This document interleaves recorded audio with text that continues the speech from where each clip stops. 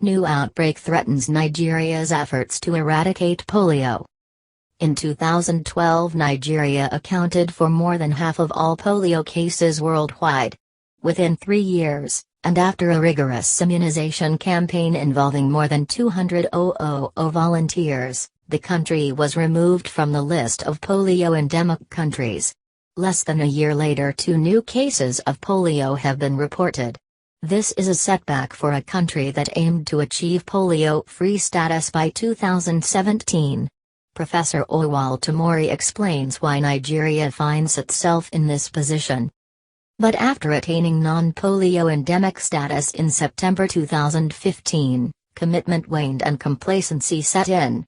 This was particularly evident at the levels of the National Assembly, governors and local government area chairpersons.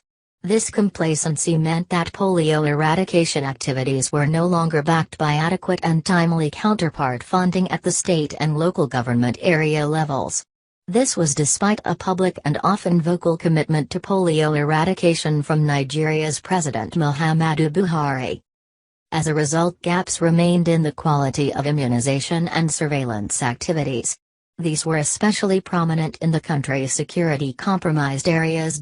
When Nigeria was removed from the list of polio-endemic countries in 2015, it meant this was the first time the country had managed to interrupt transmission of wild polio virus. It needed to have no new cases of the wild polio virus reported for 3 successive years to finally attain a polio-free status by 2017. Countries have to go at least 12 months without a case before they can be considered for removal from the list of polio-endemic countries.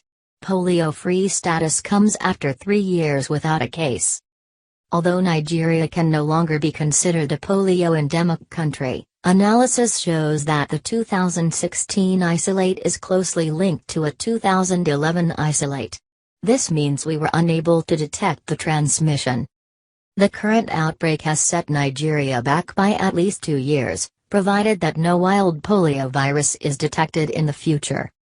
The new polio cases in Nigeria were reported from children in areas of the country rendered inaccessible by Boko Haram insurgency. The insecurity seriously hampered effective routine and special immunization activities.